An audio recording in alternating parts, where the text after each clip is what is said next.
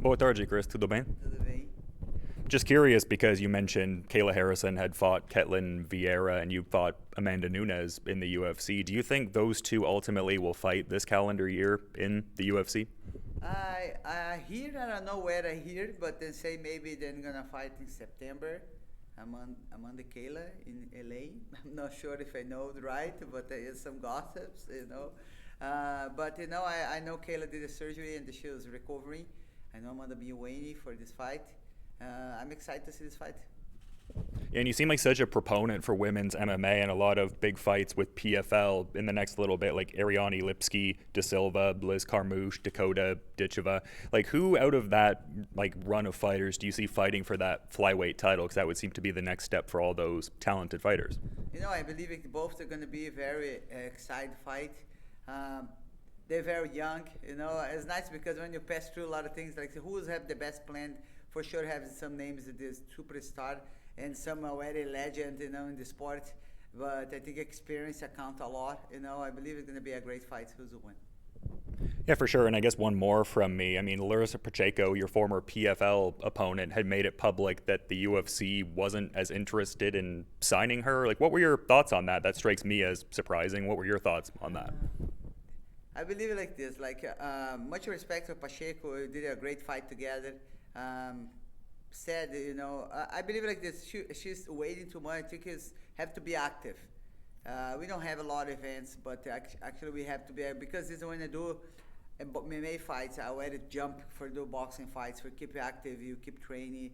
Keep your mindset right. I didn't know what's her plans now. I know super sad because I'm a fighter too, and I have sometimes in my career I stay like 2 years not have event for fight. And I know how the struggle is, how hard it is. But I wish the best for her. I hope she find, one place to fight. I know it's gonna be tough for UFC because she has beat their champion, Kayla Harrison. So they wanted Pacheco beat her again. I don't know. And then she's turning friends Amanda Nunes. It can be a great match between them. So I don't know. And I just had a follow-up because you mentioned the dangerous nature of the sport earlier, how much damage people can take. Like, one of your fellow countrymen, Alex Pereira, had a bit of a rough situation at the UFC Freedom 250 card with the back of the head strikes that landed. What were your thoughts on that whole situation?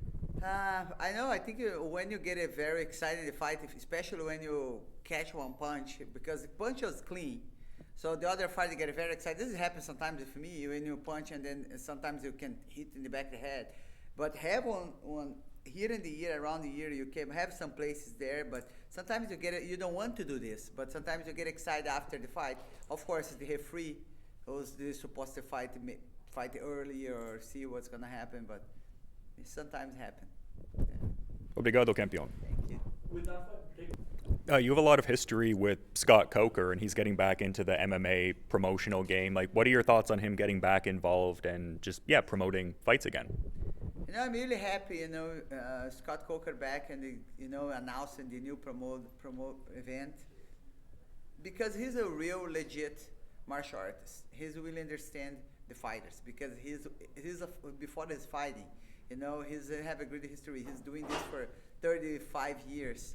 And you see all the bigger promotion, it starts little and he's grow the event, and open the door for a lot of people. I'm one of the person, who's opened the door for me, and I'm really happy because really the fighters need another events to put the work, for to improve their games, to improve the everything. So I'm happy to have one more to come. Yeah, and I guess one more, because one of the fights of yours that Scott Coker promoted was your big win over Kat Zingano, and a certain infamous individual named Josh Hokett debuted on that card, and he made some comments recently about Michelle Obama at the White House card. Did you have any thoughts on that at all? No, I don't want to get into this. Fair enough. Obrigado. Yes. All right, Bowks Talking Bouts is touching down in California and joined with a headlining fighter later on this week. First time competing in San Diego in MMA, I understand, as well. And just, happy to have McKee on the program. How you doing, man? Another day in paradise here in Southern California. I mean, how does that distinction feel, though? Like, I mean, that kind of caught me off guard. I think you were talking to Dan Hardy and said this was your first time fighting in San Diego. You have such like a history here. I feel like, what's it like getting to compete in this kind of environment? It's a beautiful city, so just big, strong military background. Myself being the mercenary, I think it's a great opportunity for me to just go out there and fight for those who fight for us. I'm pretty sure there'll be a lot of vets, a lot of people there, so just give them a good show. Yeah, for sure. I feel like Team Body Shop has such a lineage around here, and I love like hearing the older stories with your dad talking about like Tito Ortiz and Rampage Jackson training back in the day, and you were in the gym. Like, what does it mean to have your dad here as part of all of this, just to add on something a little extra as well? Man, I wouldn't be in the position that I'm in without him. So hats off to him. He's guided me through this whole journey of the mixed martial arts game, and he's taught me the ins and outs and the ropes of this game. So wouldn't be here without him. And I saw a young lad at the media day who was kind of daring you to take a leap off the bridge there. Who's that? Is that the next generation of McKee we can expect? Yeah, that's little Mason. That's little bro. He'll be 9 next week, so he's next up and coming as well. I tell him to go play soccer. Fuck fighting. He can be in the World Cup, like whenever they do the iteration, that he would be relevant to play for, right? Exactly. He's athletic, so he's got many skill sets. Fighting can always be his ace in the pocket, though. Yeah, doesn't he like know how to do an armbar and stuff like that? He knew how to do an armbar before he could walk, kind of thing. Exactly. Literally knew how to do an armbar before he could walk. Now, he's in the gym. He kind of trains with us. I remember being his age and being in the gym, watching the older guys, and now he's just kind of following the same path, So it's inevitable that he's going to fight. It's kind of in his bloodline, and that's where he'll end up. Is he asking you why you're not as big of a star as some other guys, like how you did to your dad back in the day, or you're not getting hit with that? No, he hasn't hit me with that one. I think the funniest one he hit me with was that Jake Paul would beat me up. So Jake Paul is his favorite fighter, and Jake Paul beat me up. And I was like, all right, Mason, we're going to have a talk about this.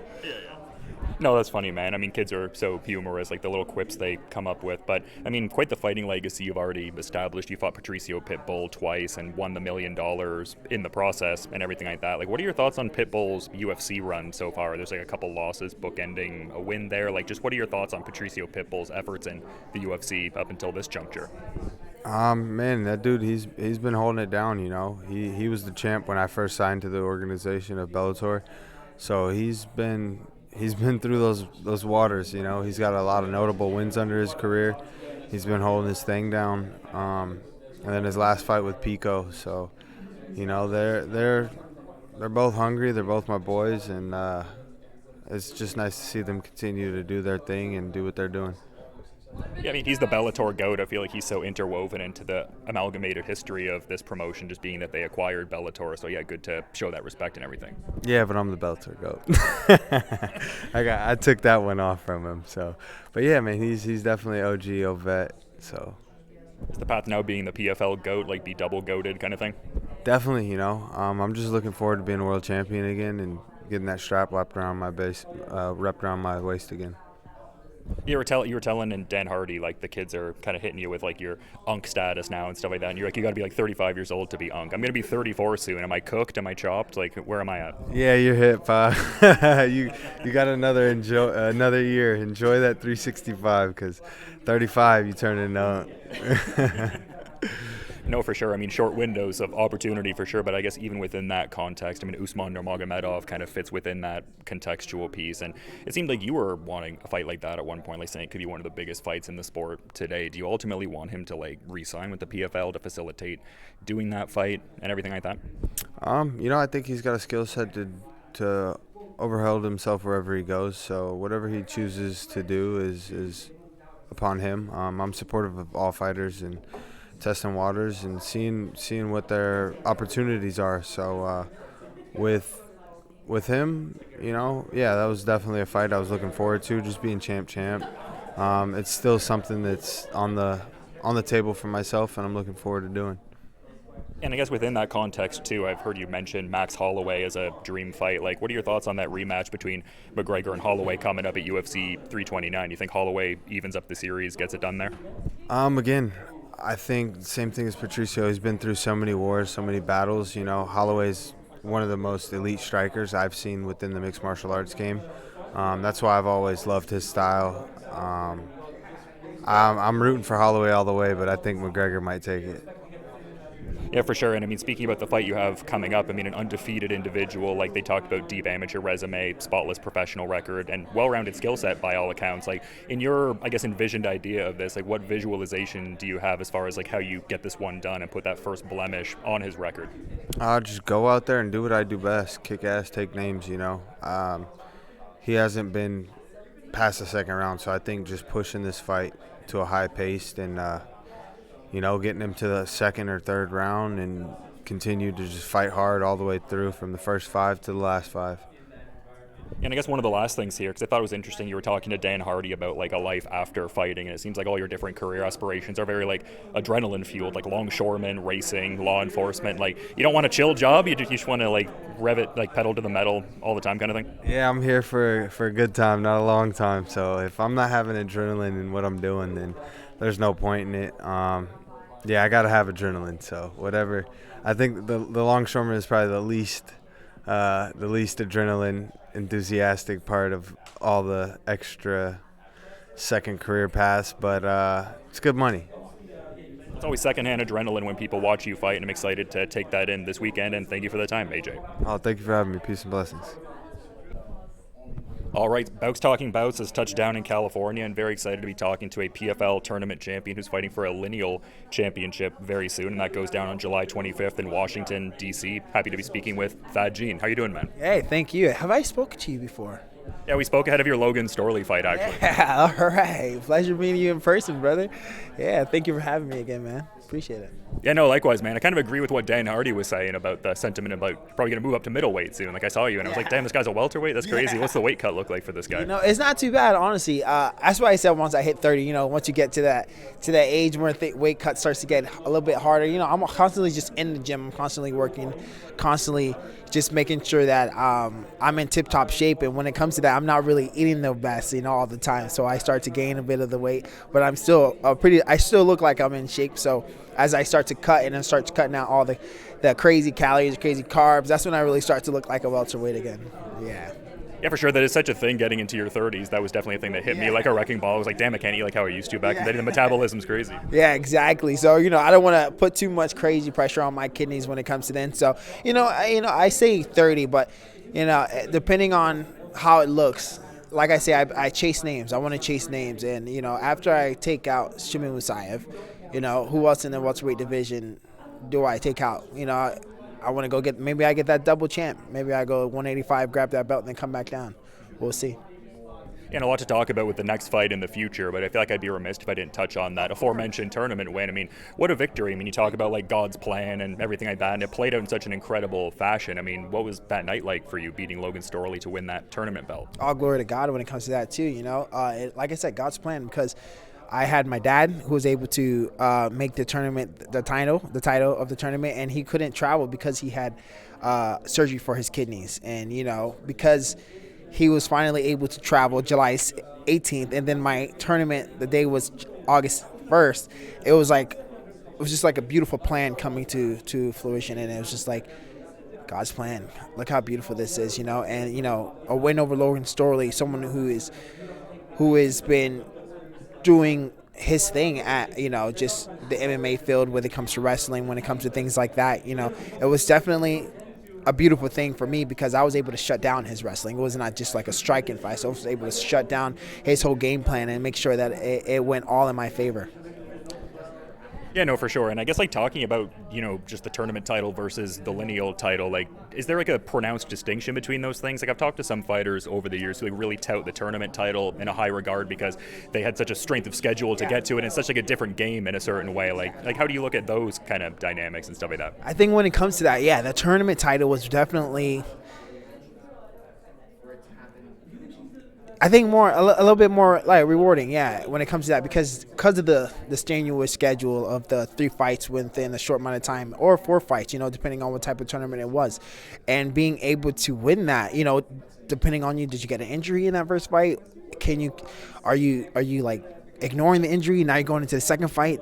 Are you to get another injury, ignoring that as well, and then going into the third fight? It's definitely, it was a really big push, and definitely getting that title at the end, it was like, big sigh of relief. Like, thank God that paid off.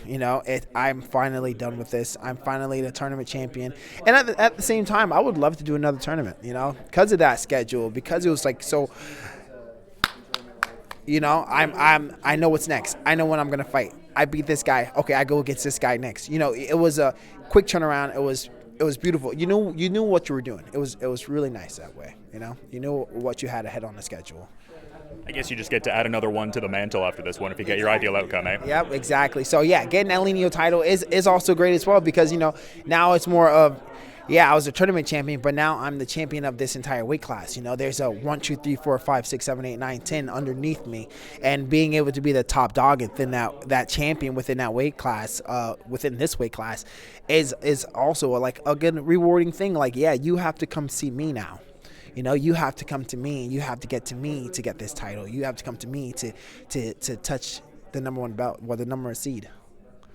Yeah, and fighting another experienced individual here, like in that same vein as Logan Storley, and someone who has double the professional MMA fights you do. So, I mean, a great test at this juncture in your career. Like, in terms of the X's and O's of Shamil Mosaev, in terms of what he brings to the table, from what you're scouting and just observing, like, what are your thoughts on him as an opponent coming up in Washington here? I think he's a fantastic opponent. I think he's the best opponent for me at this moment in my career, because he also knocked out. I shouldn't say also, but he knocked out Logan Storley and won the tournament a year prior to mine. So, who else should I be going against? I feel like Shamil Mosaev is definitely someone who, as he says, the silent assassin. He's not, you want to see him, he's not all flashy, he's not all big, and he's not to the big talking and stuff like that.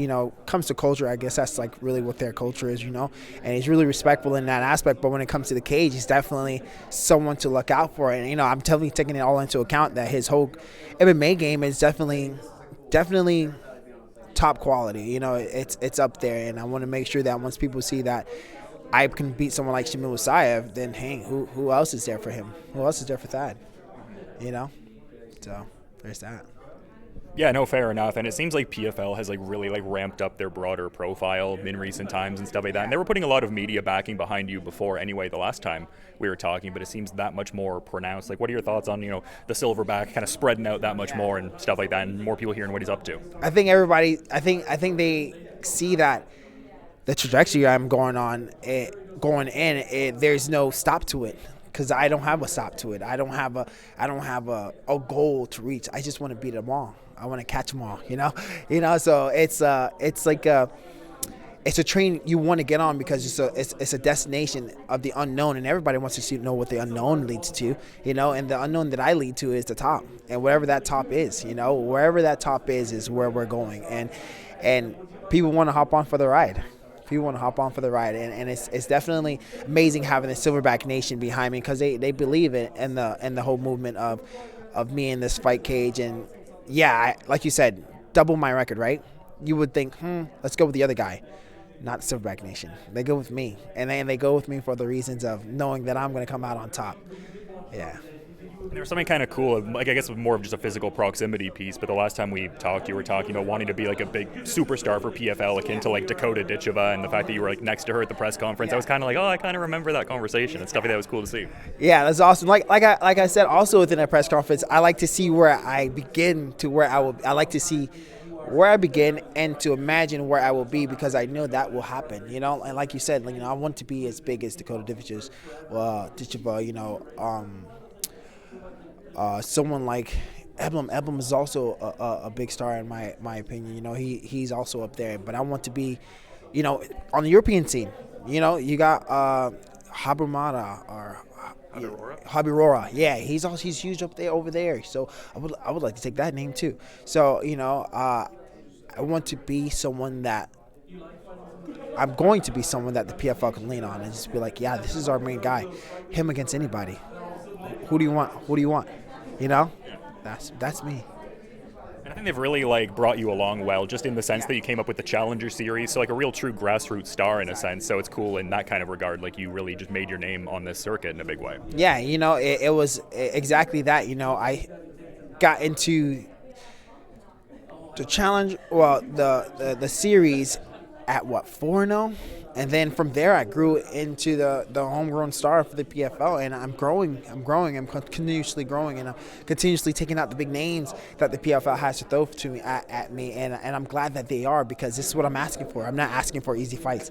I'm not asking for washed up veterans or anything of that aspect. I want the people who are now, who are in the prime of their lives, who are on the trajectory of going up, and once they meet me or once I meet them, it's who keeps going higher. I will. That's it right there. Yeah, you want the smoke with everyone, it seems. You want to fight Baki? I saw that interview where you were talking about that. Yeah, exactly. Anybody that has hype. Anybody that has hype behind the name, anyone that seems like or thinks that they're the best, I take it as disrespect. I don't care. If you think you're the best and I'm in the same weight division as you, I feel like you're overlooking me, and I take it as disrespect. And I must squash that. I must snuff out that little flame you have going on, snuff out that ember, throw some water on you, and make sure that you don't try to start fire in the woods again, So that's me. Smokey the Bear. And you mentioned Johnny Eblen and stuff like that. Like, it wasn't like an intense back and forth as such, but you guys had a little like back and forth on the stage, a little bit of banter there. What are your thoughts on his Impa Kasanganai rematch coming up for the interim middleweight belt? He's gonna be smart. He's gonna take Impa down, and he's gonna not play around like he did with the fight he just lost against the Spaniard. What was the Spaniard's name? Costello Vanstinas. Costello. Yeah, Costello. He kind of. I feel like he could have took that. He could have won that fight a lot quicker than he did, and then he gassed out, and then it worked against him. So I feel like with this fight, he's going to be a bit smarter with against Kasanganai, take him down, do what he has to do, and then probably tap him, submit him. That's what I think. And yeah, I don't think like I went against. I just want to stir up some the fire out there. So it's nice. Yeah, of course. And this is kind of in another like future context. Obviously not overlooking your opponent because of his pedigree, but Cedric Doumbé is a name that I hear come up for you quite a bit. It seems like he's taking a bit of a break, like maybe a personal situation or something of that persuasion. But like, what would be your temperature on that one? It seems like you're game for that one. I feel like that could be a huge attraction domestically for him too. Of course, I would love to take out Cedric Doumbé. When I say love to, I mean would love to, because he was one of the guys who also was like talking about me. I was like, all right, yeah, I like it, especially when they called me out, and I called him out. He was like, let's do it, and I was like, bro, this guy's a YouTuber, he's not ready. But then we just seen the recently rankings of the PFL, and he's at number 10, so I guess he's back. Since he's back, I don't care. I don't need to go 2, 3, 4, 5. I'll go to anyone. I'll call out number 10. I don't care about the title. I want the names. I don't care about, they have to wait their turn to come up. No, let me call them out. Let me go to them, So that I'm excited for Cedric. I'm excited for this PFL Washington fight, July 25th. And yeah, it's going to be a great time, man. And thank you for the insights today. Thank you, brother. I appreciate for the interview again, man. Thank you, man. All right, Bowks Talking Bouts has touched down in California, and very happy to be talking to PFL's superstar, one of the big superstars in MMA nowadays, and returning to the fold. I'm talking to Dakota Ditcheva. How are you doing? I'm good, thank you. Yeah, I'm very well. Yeah, this is a massive fight with Denise Kielholtz. It seems like one that you've been wanting for a while now, and I mean, an exciting stylistic matchup. So can you talk about this July 31st New York fight, the excitement level coming back after the hiatus and all? Yeah, I think first of all, I'm just excited to be back. It's nice to be against a striker. Hopefully we can have a good scrap, as the English would say. But yeah, I'm excited. I feel like I felt bad pulling out of the fight in February. So I'm happy that we were able to get it back on now. And obviously her coming off a win now after having a baby is good. So yeah, I'm excited. Yeah, I was seeing you were talking about you'd cried during that period of time. It was a very emotional release. You wanted to fight on that PFL Dubai card, and that makes sense. I mean, all the work you would put into such a thing, and then it doesn't come to fruition. So it must make this one that much more special, and on potentially a bigger card. I mean, another Usman Nurmagomedov card, as you mentioned at the presser, but still like massive stakes, massive event. Yeah, for sure, a massive event. Yeah, it was a tough time. I'm an emotional person anyway, so I do cry a lot, but I cried a hell of a lot because obviously I'd come back off an injury and then got injured again, so it was like a double whammy, which was not good for me as someone who loves to fight. A lot of people see me on social media doing loads of different things, and that's because I've got a good team around me that keeps me busy with other opportunities, but my first love is fighting, so it's always tough to be away from that, but I'm back and that's what I'm focusing on now. Yeah, I can relate to the whole crying a lot thing. That's sort of a thing for me. Like when I was like doing the research for the interview and stuff like that, you were talking about like Cody, like being like your brother, photographer, Padman, videographer, and like I have a very close relationship with my sister. I was getting teary-eyed doing the prep and stuff. I was like, oh, who's cutting onions here? Oh yeah, I mean, family relationships are different, aren't they? I'm very privileged. I think not a lot of people are lucky enough to have those close relationships with the siblings and stuff. So yeah, he's been a great help for me. Yeah, no, I love that just because I'm so close to my siblings too and stuff like that. But yeah, I mean, I feel like I'd be remiss if I didn't get your thoughts on the last fight too. Just Samiko Inaba. I mean, a very like masterclass kind of performance. I felt like you authored a great bell-to-bell performance through a full championship fight. Like, how important was that for your career progression? And I guess just big takeaways from that one. Yeah, I took a lot away from that fight. Obviously, I got the 3 rounds, which I was really happy for. I wasn't happy with my first 2 rounds. I didn't perform exactly how I know I can perform, which is probably what kind of took us into the later rounds. So I was really upset with that. But I'd been out for a while. PFL hadn't given me a fight for a long time. So that might have played a part with it, but making no excuses, I wasn't on top of my game those first 2 rounds. And I feel like when I actually got injured in the third, I actually started fighting better, which was strange, but yeah. Is there like a sense of urgency attached to it that maybe informed that kind of dynamic at all? I don't know whether it just woke something up inside of me or because I'd injured my hand, I started using my legs, which I wasn't using in the first 2 rounds. I don't know, but it worked out good anyway, so kind of good. You're talking about your team getting some outside projects going for you and stuff like that. Like, what are some of these outside projects that are exciting you right now? Like, obviously this fight is of paramount focus, but what are some of these projects you were alluding to there? Yeah, so I'd filmed a film, my first film, which was really cool. I'm half Bulgarian, and a Bulgarian film crew reached out to play a role in one of the films that they were making, which was absolutely amazing. A really nice privilege, to be honest. Hopefully that'll be out next year. And yeah, just obviously a lot of traveling. I go to different events. I've been to Dubai still, for the fight weeks, things like that. So a lot of things now I've just set up my own water company. I've come in partnership with somebody. So I've just launched Van Norway, which is on Amazon now in the UK. So yeah, a lot of exciting projects that I'm starting to build for my career in the future.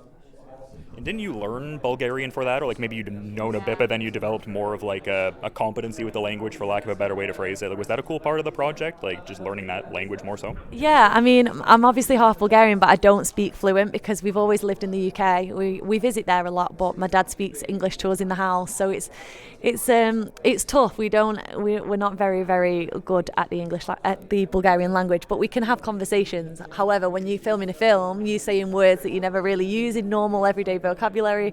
So yeah, I honestly had to learn how to speak the language better, and the way for me to learn it was to learn it in English and Bulgarian so that I could translate it in my own mind. So it was a real test for me, and I was really proud of myself that I was able to do it.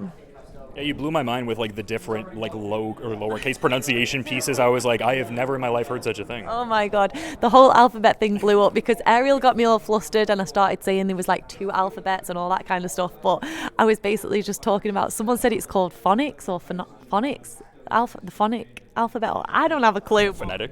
Yes, something like that. I don't know. But yeah, I got all flustered. But yeah, I was just saying that the Americans don't know any of the lowercase letters. They don't know how to say it. So it was funny.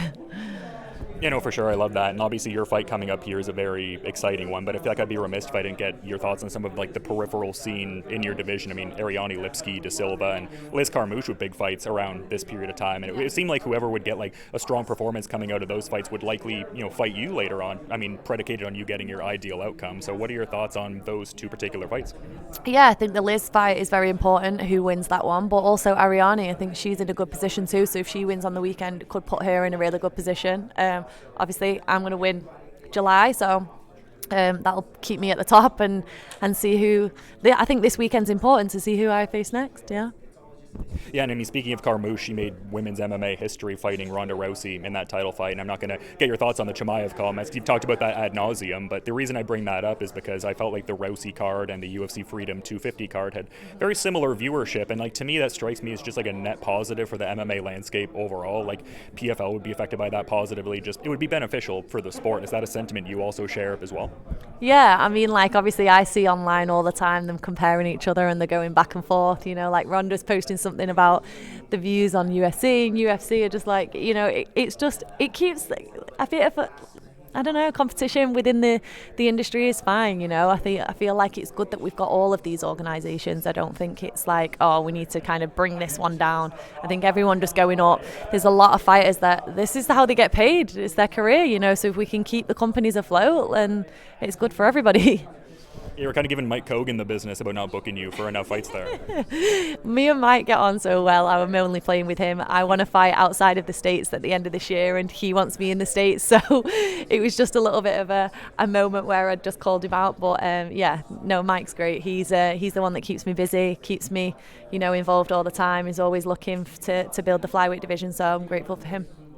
Yeah, I mean, I feel like that would probably be to like grow your profile that much more over here. Like, I mean, you're known over here, but I would feel like the UK would know you that much more. So just increasing the North American profile, I would think would be the methodology there. Yeah, I think so. Obviously, the US fans are a lot more passionate about MMA as well, I think, so far. So, yeah, getting my name about over here. I mean, obviously, we're still with ESPN, so they love having me on as well. So it's important that they keep me in the US for now. Yeah, for sure. And there was a brief period where like Cyborg was drumming up some discourse about maybe calling you out for a fight, but I only bring that up in the context of your thoughts on her Ketlin Vieira fight coming up at PFL Tampa and how you see that featherweight title fight playing out. Yeah, what a great fight. When I saw that they'd signed Caitlin, I was like, wow, that's one way to let Cyborg go out. You know, it's a great fight, and I think PFL did a great thing putting them two together.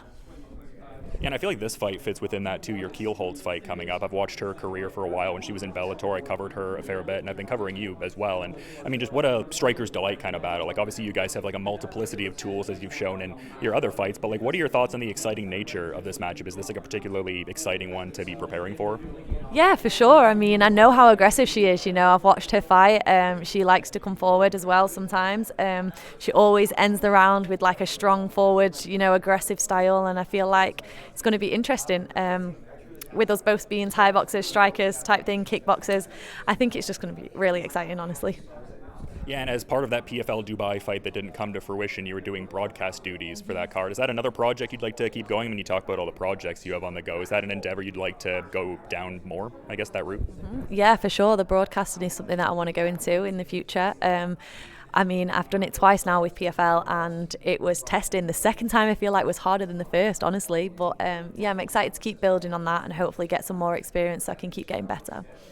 Or some of the principal difficulties you notice? Like, you strike me as like an analytical person that would want to like iron those things out for the next time. Like, what were some of the difficulties with the sophomore broadcast that you picked up on? I think mainly it was me. You know, I found I'm not really somebody that likes to like pick out, like when the fight was happening, I didn't want to say what they were doing wrong, you know, feel like a little bit of a smart ass type thing, and that's what I almost felt like. It was hard for me to say things because I wasn't the most confident in doing that. I think you have to really be like understand your role and that you are educating a lot of people that are watching at home. So that was the feedback I got. You know, I needed to you know, inform the people sat on the sofas watching it more, and I feel like I wasn't 100% confident in doing that. But also I think I found it hard, like when the fight was a little bit slower, it was hard to, you know, think what to say, how to keep it going. And honestly, like listening to Dan and Sean really like helps you learn, you know, the way they keep the fight going and the way they talk about it is like, it was good to listen to understand how they do it. And it's probably hard too because like I have like English relatives, and I've noticed this like over the years, even like when Michael Bisping was fighting, I feel like sometimes like English people will like clearly be joking about something, but people like take it in earnest, and it's like, no, I was clearly kidding. So maybe that's a piece of it too, like you can't be cheeky as much. Maybe, yeah. I mean, everyone's got different personalities, haven't they? And then with so many people out there now picking up on different things, criticizing, it can be a little bit like, you know, I'm not bothered who criticizes me when I'm in the cage myself, but like I don't want to be that person criticizing someone else on the sidelines. So that's just something that I need to get stronger with. Yeah, and I mean, I mentioned the Usman Nurmagomedov connectivity from the Dubai card and etc. There's a lot of discourse about this potentially being his last PFL fight. Like, what are your thoughts on that? Like, do you think he resigns? Do you think he goes to the UFC? Like, what are your thoughts on that? I don't know. I think he has always been clear on like when Islam, you know, gives his belt up and he's finished, that they're going to bring Usman in now. So I think Khabib has his plans. They say father's plan, don't they? And they know exactly what they're doing. So I don't know what's going to happen, but they would have had this figured out for a long time, and just good luck to him wherever he goes. You know, he's a great athlete and very exciting fighter.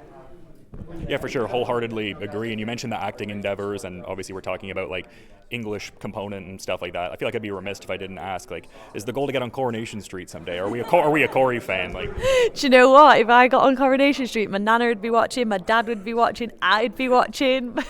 We used to love watching Coronation Street, Emmerdale, EastEnders, all of that, you know. So maybe. You never know, you might see me there one day. That might be part of my acting career. yeah, my granddad was all about that show, and my mom loves it too. So I feel like I'd be remiss if I didn't ask that, just in the family context too. We were talking about before. Yeah, no, I love that. They're our soaps, aren't they? So I love that. I used to watch them myself when I had more time.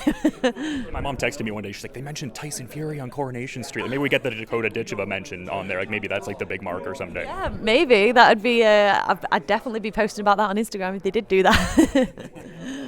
No, but very cool stuff in your career, and yeah, excited for this next chapter, July 31st at PFL New York, and thank you for the time ahead of this Denise Kielholtz fight. Thank you so much.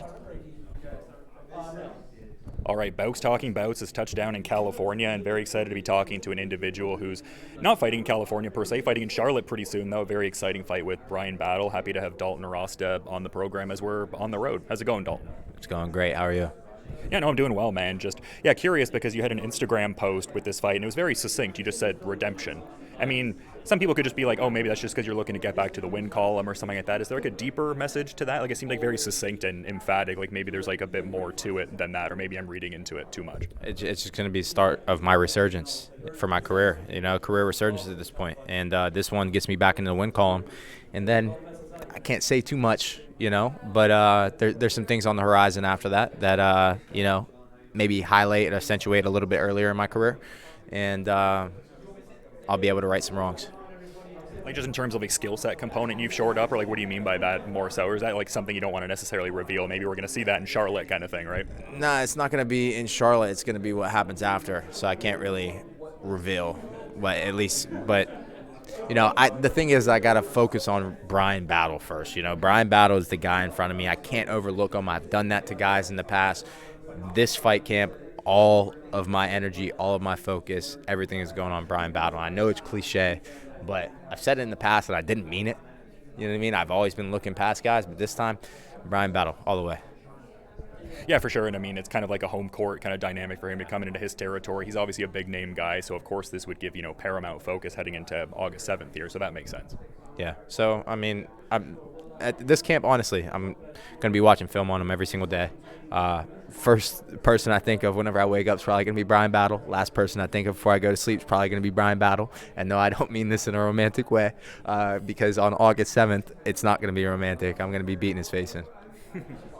Yeah, and I mean, I feel like a lot of people have talked about, like, I guess the more specific shift on the middleweight division, and I feel like kind of getting away from the tournament structure kind of led to that in a certain regard. Like, I know you were a 2025 tournament finalist and stuff like that, but what are your thoughts on the promotion kind of, I guess, getting more into, like, a conventional, like, a super fight kind of structure versus, like, a bracketed tournament format, I guess? I like the tournament. I know my next date after that. I have a schedule. It's easier to work around, and then I know my off season pretty much. So that's the benefit of it. And then also you don't get to choose your opponents. They draw up the bracket and you fight who you fight. You win, another person wins. Guess what? That's your next opponent.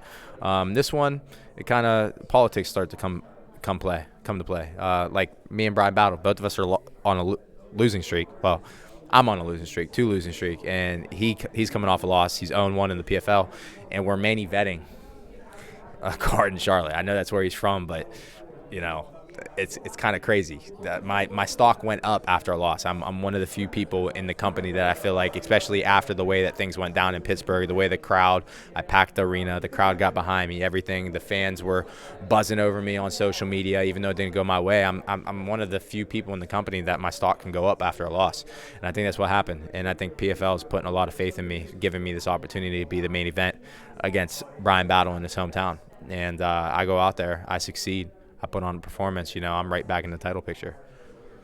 Yeah, I mean, to be fair, contextually, that last loss was to Impa Kasanganai, who is ultimately in a title fight, albeit an interim title fight, and Battle last fought Eblen. Do you have any particular thoughts on how that one plays out, like who gets that interim belt and then fights Costello Van Steenis when he's back from his injury? I don't know. Johnny, he rocked Johnny in the first fight. It was a close fight. I do think Johnny won. I hate when people say Impa won that fight. I think Johnny won, and that was a 3-round fight. Who knows how it goes in 5? Impa has a lot of power. Listen, at the end of the day, I'm not gonna say I think. I know I'm the best middleweight on the planet. It has not shown. It has not translated. My biggest thing is figuring out why it's not, and then figuring out how to make it translate. But that being said, I got in a firefight. I rolled the dice. I made it a coin flip, heads or tails, who's going to win that fight. I cracked him. I rocked him. I went for the finish, and then I got finished instead. But me being as good as I am, and the fact that he still was able to finish me in the first round, although it was probably a scary moment for him to where he was almost getting finished, he has that ability to do it against someone like Johnny too, who I feel like is same tier as me. So I think they both fight perfect. Johnny wins, but if Johnny doesn't fight perfect, there's the chance that he could be finished. But I'm gonna probably ride with Johnny on this one by decision.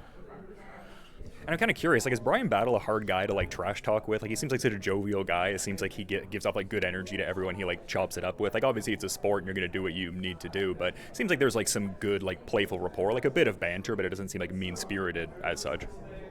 Yeah, I mean, I said this before. I like him. You know what I mean? I was a fan.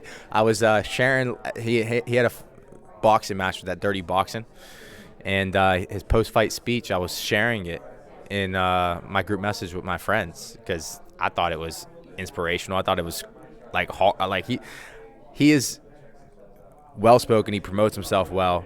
He does good promos, and I do like the way he carries himself in his fight style. So I was a fan, but now I got to fight him. So my success is at the expense of his.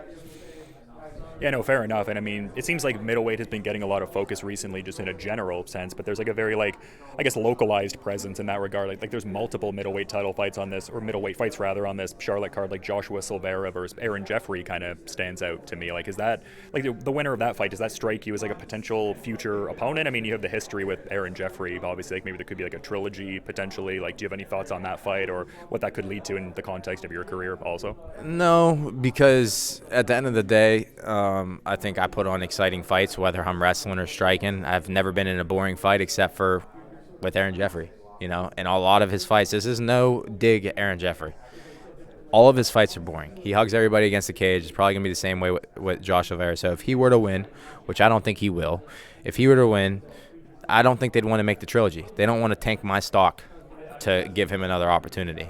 At least that's what I think. And then also, I don't even think his name's in the conversation. From my understanding, you got still the top 4 in the division. Even though I lost to Impa, I'm still ranked 4th. He's still ranked 3rd. He's getting the interim shot. Fabian just fought for the championship. Fabian's still ranked 2nd. Look at the top 4. So they're going to be focusing on the top 4 for sure. Yeah, for sure. And I guess outside of the context that's localized to your career, I saw you tweeted something out that seemed to be referring to the Dustin Poirier situation, like something like sad to see CTE is real. Like, what are your thoughts on that whole situation, presuming that's what you were referring to, because it came after like a retweet that was talking about it? Yeah, it is sad because it's something that I put in a little bit more focus on recently, just because I've been knocked out twice. You know what I mean? So I'm like, it's something that's in the back of my head. One day I want to have a family. I want to have kids. He's at that point right now.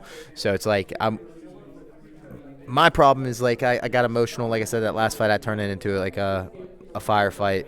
So that was kind of like my own fault. But on the flip side of it, there's things that you can't help. You know what I mean? And he's fought perfect fights and still got knocked out. He's had wars in the gym. He's had a lot of wars where he didn't get knocked out and he's getting hit a lot. And I think a lot of things like CTE takes a toll on people, and it changes their personality. It kind of changes who they are.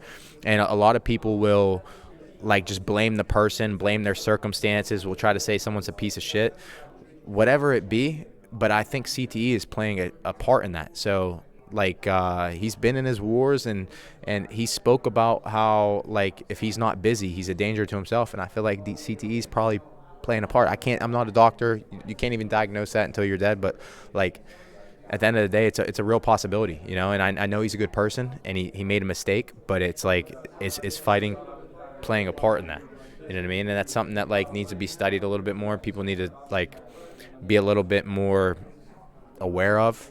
And I definitely don't think anybody should be giving Dustin a hard time, one, because that's a possibility, but two, everybody has skeletons in their closet. Everybody's made mistakes that a lot of people don't know about, but he's living in the limelight, so that gets accentuated, and a lot of people talk about it, and then obviously it goes viral in a social media age. So I don't think he should be hard on himself. I don't think a lot of these fans that are criticizing him should be, because he is a good person. He's helped thousands of people, and he had one bad moment, and everybody does. So if they're going to judge him, they should really look in the mirror and think about what they've done. Yeah, for sure, and I feel like that's a sentiment that I feel in a big way. Like, I very much don't yearn to be in the spotlight in that kind of regard, where like I'm being looked at under a microscope, because yeah, that is what it is. I mean, everyone has flaws and certain moments that don't reflect their broader character, and they shouldn't be scrutinized for that moment. Yeah, I agree. And like I said, one bad moment doesn't mean that's who you are. And unfortunately, it happened to a good person, but it can happen to anybody. Yes, that's something that I'm wondering, like, do you take any like precautionary measures, or do you curate things differently at all? Like, I know some fighters who start thinking about the brain health, longevity of their life piece. Maybe they curate their sparring differently or amend certain components in their training. Have you done anything in that kind of regard? So I take supplements. I do like nootropics, like fish oil, creatine, all this other stuff that's supposed to help with your brain. I took the proper rest after my fight. I did a little bit of hyperbaric therapy. I bought a red light device, transcranial red light device that attaches to your head. It goes up your nostrils too. It has two inserts to go up your nostrils. It shines light on your brain through your nostrils too. And then, like I said, the supplements and stuff like that. And then Regenerate Me. It's a company, they sponsor the UFC, but they sponsor other fighters too. They have a lounge. They send me like and everything's certified, so it's not banned by WADA or anything, but they have like neuro stuff too that's for your brain. I take that as well. And then I also got like a vagus nerve stimulator that you attach to your tragus on your ear, and it's supposed to help too. So I'm taking like all the precautionary measures, and then obviously working on my defense a little bit more, trying to be smarter, because that last fight was just that wasn't a defensive or a skill issue. That was just emotional, and that was being stupid. So obviously not doing that going forward, and then working on my defense for normal fights to kind of minimize how much I get hit, and then maybe sparring a little bit lighter, because I spar pretty hard. Just different, trying to attack it from different angles. Must be hard to fit things on those ears, the cauliflower ears and all. Yeah. But the good thing it's only this part. So yeah, it attaches to that part. But yeah, it's like you can't get AirPods in; they slip out right away as soon as you start sweating. It's rough.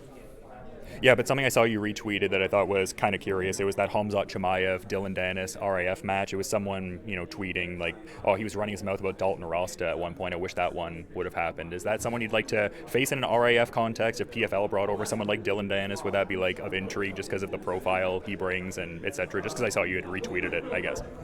Yeah. I mean, if you're asking me if I would turn down the fight if it was offered to me, hell no. You know what I mean? Is it someone I'm actively seeking now? No. You know what I mean? He's a clown. He's known as like someone who just like rage baits, and he's trying to like stay relevant on social media. So if they brought it to me, sure, but am I going to chase it? No. Now, RAF, I do have a deal with RAF, so it's a potential in the future. I could wrestle him in a match like that. But for example, that Khamzat Chimaev match with him, I asked for Khamzat Chimaev. They're not making it happen. They gave him Dylan Dennis instead. But I knew he was going to do something like that, you know what I mean? Because like I said, it's always for clicks. It's always for staying relevant. You know what I mean? That's how he makes his money. So I knew he knew he was going to get beat by Khamzat Chimaev. Everybody knew. So I knew he was going to try some shit to go viral. So that's probably what he would do if I wrestled him.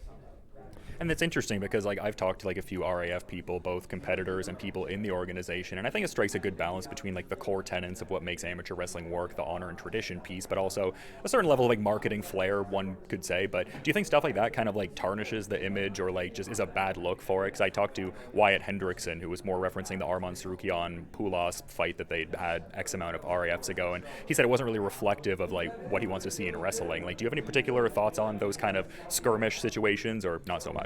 Listen, at the end of the day, it's going to bring these wrestlers more money. The reason that some of these wrestlers RAF are getting paid the way they are is because of stuff like that. And a lot of these MMA fighters are coming and bringing MMA fans into the sport of wrestling. You know what I mean? So there's some carryover there. And I think if you're going to get mad at people for doing it, you know what I mean? I think it's stupid, because at the end of the day, it's only going to increase your exposure, increase your brand, increase your platform, and you're going to get paid more money for it. And you mentioned the deal with RAF. Like, when can we expect you to don the singlet and get out there? Like, obviously your next assignment is locked in, but do you have any, like, even general idea of when we could see you out there, like a particular quarter of the year or a month or anything? Yeah, so I got offered a match in like the end of February in Arizona against Bo Nickel, but I turned it down because I was fighting at the end of March, and then I got offered a match in June 13th in St. Louis, but also because I had this Bryan Battle fight coming up, I wanted to put all my focus into that. So I didn't want to spend time doing freestyle wrestling and shit while I'm like preparing for a fight. So I wanted to focus all my attention, all my focus on Bryan Battle. So that's why I turned down that one as well. So maybe in the future, maybe after this fight, we'll see. And Eblen kind of assessed your fight too at the press conference. Like, he was talking about it almost in the sense of like he feels like you would have the advantage in the wrestling department. Maybe a submission presents itself, or even like a ground and pound scenario. Like, do you see the story of this Bryan Battle fight unfurling that way at PFL Charlotte on August 7th? Yeah, it's a possibility, but I also just feel like maybe I don't want to say taking a dig. Maybe he was like playing down my striking a little bit too, because I feel like I have the advantage in striking too. I just can't make it. Or maybe he was just like trying to say, like, because he did bring up the point, don't turn it into a coin flip. Because I was winning in the striking exchanges with Impa, although we're back and forth, it was close. Numbers sided and favored me. And if you go back and watch, a lot of those numbers that were tallied up for him weren't landing. It just looked good. And then I turned it into a coin flip, and I lost. I very well could have won that fight if I fought smart, you know what I mean? So I think that was what he was referring to. But if I fight smart and I keep it striking, I can win that way too. But I think at this fight, you're going to see me pull out some moves that you might have seen me, like, put dormant for a little bit, and some things that you haven't seen me throw in a long time. And I'm going to bring my A game. I'm going to bring every single, like, I'm going to open up my entire book. I'm really excited to see that book opened up at PFL Charlotte on August 7th. And yeah, thanks so much for the insights ahead of this Bryan Battle fight. You have a good rest of your day, Dalton. And yeah, thanks for the insights, man. Yes, sir. Thank you. All right, Bowks Talking Bouts has touched down in California, and very excited to be talking to an individual who has a big fight coming up in Austin, Texas. Going to be taking on Impa Kasanganay, running it back for a rematch, and excited to talk to Johnny Eblen about that. How you doing, man? Good, how are you? Yeah, I'm doing well. Just a massive fight, and I mean, I know you were set for the Costello rematch, but en route to another one here, and just, yeah, what are your thoughts on just the sequel clash with Impa here? It seems like you're going to have a couple sequel clashes, if you get your ideal outcome in this one. Yeah, a lot of rematches coming up, especially after I win in Austin. But yeah, I'm excited. I've wanted to run this fight back. The first one was close. He dropped me in the second, and we had a split decision. And I think, having an interim title, 5-round fight, rematch against Impa, I'm going to go out there and prove that I'm better than him, and that the first fight was kind of a little bit of a fluke, So I'm looking forward to fighting him in Austin. Yeah, that is interesting because I watched that fight and I recall thinking that you won, but understood it was a competitive fight. But I mean, it seems like the discourse around it is like it was one of your more competitive ones. So maybe like put a stamp on this one, and then you would ultimately have a rematch with someone where a lot of the rhetoric was you were winning the bulk of the fight until the kind of closing moments, I suppose. Yeah, I think for some reason people say that they think Impa won, even though on the scorecards I clearly won 2 rounds. I think it was just like the big moment of the second round where he dropped me. But regardless of what people say, I know I won the fight. I don't really care. And same thing with Costello, winning the bulk of the fight. And in the last few seconds, made a mistake and lost the fight. But that's the fight game. That's what makes it so exciting. Yeah, for sure, and gives you something to like work towards and stuff like that. So I'm sure there's like a motivational component and continuing to refine clearly already high-level skills. I mean, the UFC champion, potential future UFC Hall of Famer Sean Strickland really touts your skills in quite the high way. So yeah, I mean, probably adding to the motivation that's already there in an ample amount, I would think. Yeah, absolutely. A lot of motivation, especially when you lose to a guy that you can beat. It definitely gave me motivation to, stay with the PFL and right that wrong, because around that time I was kind of like running through everybody, beating everybody, and I wanted to find new competition outside of the PFL because I fought everybody in the PFL. But, having that loss, and then having Bryan Battle come over, and then now I get to run it back with Impa. And now, some people thought I might have lost that fight with Impa because it was a split decision. And then, now I have a road back to redemption with Costello. It truly spiced up the division, and it truly motivated me, I think, Yeah, no, for sure. I mean, fair enough. And your previous opponent, Bryan Battle, I mean, that was quite the emphatic performance you had there. And I enjoyed your assessment at the press conference. I felt like you were trying to keep it like casual and just analytical. And then it seemed like Bryan Battle was like, you're just saying I'm going to knock him out if it's a stand-up fight. Like, Thad was like, what are you beating around the bush for? I'm like, I'm trying to be analytical about it. I haven't really thought much about the fight, honestly. Yeah, because it's like I beat the guy, and like I train with Dalton, and it's like, I don't know, man. And also, Dalton's a teammate of mine, and sometimes it's like Dalton said, if he comes out and fights a good fight, he's pretty damn good. But sometimes in the heat of the moment, you don't make the right decisions, and it could turn into a coin flip, and that's what he did in his last fight. And it's pretty easy to do that in the moment. So just got to see what Dalton shows up that night, And then obviously for Bryan, no one's ever done that to what I did to Bryan. No one has ever done that to him. So I don't know what that did to his confidence. I don't know if he's motivated to get back in there. He seems motivated. So let's see how Bryan shows up. I think it's an interesting fight, and I'm looking forward to watching it. And it feels like the middleweights are really in like a golden era. Like it seems like there's like a lot of like focus on the middleweight division right now. And I mean, by proxy, that'll put a big spotlight on you. Like how much are you enjoying, I guess, some of the amendments PFL has made in recent times? It seems like they're, I guess, really increasing like the profile and like the spotlight piece. Yeah, I think the middleweight division right now is the biggest division in the PFL. Especially before I lost, though, it was kind of dwindling, I felt like. But since that loss, since Costello became another name, they got Bryan back in. You have more interesting matchups now. And, you have a big fight you can make in me and Costello. So I think that really pumped up the division.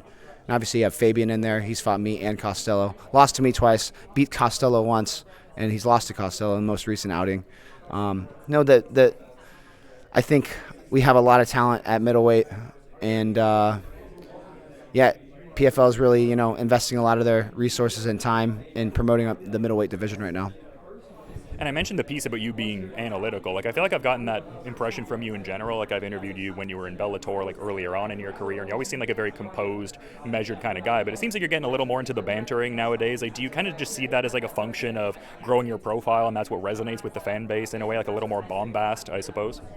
Maybe. I'm still analytical when it comes down to it, but maybe I'm having a little bit more fun with it and talking a little bit more crap because it's fun for me, I think I take my job pretty seriously sometimes, and I think, being analytical constantly is, I feel like, being very serious constantly. So I think, being able to banter, being able to, break from that analytical mode is kind of nice every once in a while. Yeah, and I don't know why I just thought of this. This wasn't even one of the questions that I had, but like I remember one of your PFL fights had a particular bit of derision from Conor McGregor as something that wasn't something he wanted to see in the sport. Like, what are your thoughts on his return to the game after X amount of years, fighting Max Holloway in July there? I think it's a little weird, honestly. He's been gone for so long. There's been so many times he said he was going to come back, he was going to fight, and, just it didn't come to fruition. But, I think it's good for the casual fan. I mean, I'm going to watch it, but I don't know what I'm going to get. And obviously, his whole road back to fighting is kind of weird. He left, got out of the USADA pool. Well, now we don't have USADA anymore. And he did God knows what to get healthy again. Not even healthy again, to change himself, to, I don't know, become whatever the hell he is now. I don't know what the hell he took. But now coming back to compete again, it's a little weird. So it's like a gray area, A lot of people would call that cheating, Yeah, no, it is kind of curious and stuff like that. But I guess like a big opponent of McGregor's has been Dustin Poirier, and I saw you had a tweet, or maybe it was a pinned Instagram post talking about like a Joe Rogan Experience commentary piece that he had where he was really putting you over, like he was really like lauding you and etc. And he had a recent situation there and whatnot. Like, just curious to get your thoughts on that. Like, I mean, it seems like that's something, like I talked to Dalton about that and stuff like that. Like, did you have any particular thoughts on that situation there? Have you talked to Dustin, anything like that? No, I haven't talked to Dustin. I did shoot him a DM saying, hey, man, we all make mistakes. I love you, though, and I know he's going to make the right decisions to become better. You know, we're all human. We all make mistakes, and it's all about how you respond to it, and I think he's going to respond appropriately. And, dude, as I watched the video, it was kind of funny, man. It's like I kind of saw myself a little bit, you know, and he was just a little drunk. And some of it's on, you know, you got to have friends around you that are going to help you out when you're in a situation like that, you know. I was thinking about it, you know, if I was with a buddy and he was pretty, you know, pretty drunk and he couldn't get on a flight and I'm on that flight, I'm not flying. I'm going with my friend. I'm getting off the flight with him, you know. I'm making sure that he's good. Not to place blame on anybody, but, you know, sometimes situations like that can be avoided. And, you know, it is what it is. Sucks that it became what it became and he got arrested, but I don't think any differently of him. He's a homie at heart, and he's a good person. He's actually a good dude, and everybody makes mistakes. Did you find it a bit tasteless that Colby Covington did a copy read for a beer talking about the Dustin Poirier situation? That seemed in bad taste, I would say, personally. Yeah, that's totally in bad taste. You're trying to generate, like Colby trying to, like, make himself relevant over a guy making a mistake, you know. It's just so tasteless, and just Colby's not a great person. Like, to me, I think he's just a true piece of shit. I don't really like him. I could tell you a lot of the other people think the same, and yeah, man, it's just a real low blow for you to, you know, parade on a guy that just made a mistake. You know, it is what it is, but it'll fix itself over time. And I'm curious because last time we spoke, there was some discourse about RAF, like maybe that was on your radar. Like, it would seem like there'd be some interesting options there. Like a guy like Khamzat Chimaev is in the fold now. You have a certain level of connectivity to him through Strickland and the camp and et cetera. And maybe even Colby Covington. I mean, he's a big RAF star. I mean, some potentially exciting matchups there and whatnot. Like, what are your thoughts on some RAF involvement coming up, donning the singlet? I love those two matchups. I would totally wrestle both those guys. And yeah, I think it makes sense. You know, me and Colby kind of have, like, you know, we both were at ATT, and he's not an ATT guy. He kind of talks shit on a lot of people that I'm close with. So I would love to beat him up on the mat. And then me and Chimaev, I think that'd be a great matchup, you know. Yeah, I'd love to wrestle in RAF. Money just has to make sense, and the opponent has to make sense. Yeah, for sure. And I guess, like, the last question I have, because Strickland has been brought up a couple times, it seemed like he made some headlines getting booted from that UFC Freedom 250 fan event. What does the group chat look like after that happens? I was just like, what is he doing? I kind of knew he was going to do that, but essentially, I'm just glad that he's not, like, not in, like, any serious trouble, you know. But it's good. I think it was good. It was good press for him. Him not being able to go to the White House card was kind of weird, but I don't think he necessarily wanted to go anyway, because I don't think after the Epstein files, I think it's a little weird when it comes to, you know, the White House and the Donald Trump and all that stuff. So it was probably for the better that they didn't let him go, honestly. But I think it's just very fitting of Sean to show up at the Fan Fest and get in and then get escorted out and kicked out. It's so funny.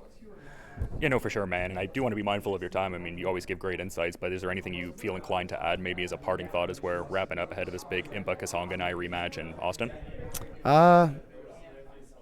Yeah, man, just tune in for the fight. It's going to be a good one. And it's going to be, you know, for the interim champ. And eventually I'm going to get the fucking real belt and get that fucking redemption. That's about it, man. Yeah. Yeah, the first fight was super exciting, and I imagine the sequel here on July 18th is going to be quite exhilarating as well. So again, to reiterate, thank you for the time and insights, Johnny, and yeah, you have a good rest of your day too, man. Thank you. Appreciate it.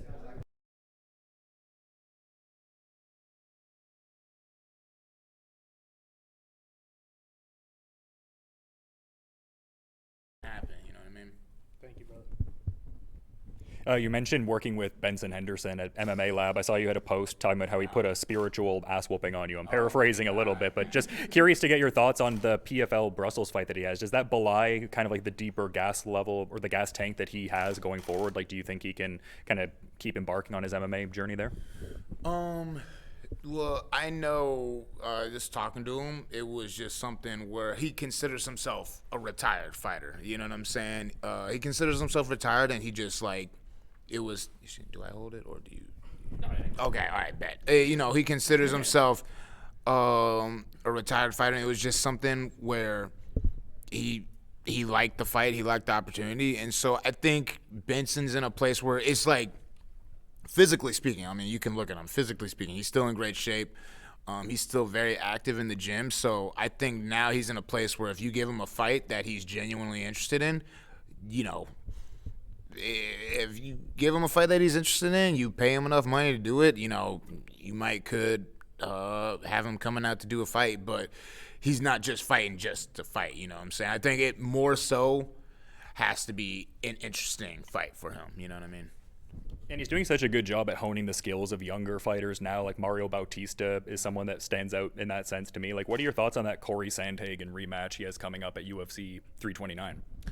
Man, that's going to be that whole card. I mean, International Fight Week's always huge. So I'm in the room with Mario. Granted, we're on different ends of the weight spectrum. So, all I can tell you is that he looks really, really sharp. You know what I'm saying? Like Coach Krause, all the guys over there. It's the system they got. Like the way they're running that program is really top notch. So, and Mario, he's been putting in work. He's one of those guys where it's like, I feel like every time I show up, he's already there. You know what I'm saying? Like, I could be showing up. Granted, I haven't done this, but I feel like I could show up at the ass crack of dawn, and he'd be in there on a fucking assault bike. You know what I'm saying? So he's putting in the work. You know what I'm saying? He looks good. So. And I guess another UFC 329 fight that you're like, I guess, quasi tied to, because yourself and Gable Steveson both won at DBX 4. Like, what are your thoughts on his UFC debut on that July card? I think he's going to be quick. I think don't blink. You know what I'm saying? That's what I think. I mean, he is – dude, I mean, just the accolades and credentials he has coming into the game, the fact that he gets to sit underneath John Jones, I mean, bro, like that is – if you're a heavyweight, you got to be, like, counting your days with that motherfucker coming up. So – unless someone, it's one of those things where if you're in the heavyweight division, you got to get them now. You know what I'm saying? Like almost if you're the champion, you're like, yo, let's go ahead and book that fight so I can beat him now before he gets too much experience. Then you just can't fuck with him, period. So, yeah, I would say that would just be my thoughts on that. Gable's fighting, like, don't blink. Not yet. He's got a couple more tiers to go before he's really being pushed. And I guess the last one for me, this is also tied to DBX, Dirty Boxing Championship promoter Mike Perry took on Nate Diaz quasi recently. And the last time we spoke, you were like, oh, that fight's like a love letter to MMA fans. Like, what were your thoughts on how that one ultimately played out there on the Netflix MMA card? Man, it's the only thing, and it's just that's always the risk of a Nate Diaz fight is that it ends early because of cuts. You know what I'm saying? Like, it was still a really fun fight, you know what I'm saying? I mean, obviously, like Nate's older. Mike has been doing different. He's done regular boxing, bare knuckle. So I think it's been a while since that was like the first time he did an MMA fight in like years, wasn't it? So, like, it wasn't like some technical masterclass, but it was like as entertaining as any fight I've watched, you know what I'm saying? Mike is just vicious, Nate is just Nate, you know what I'm saying? So it would still... I think that was the perfect – Netflix booked the perfect fight to be on their first ever MMA card, you know what I mean? For sure. Thank you for the insights. Yes, sir.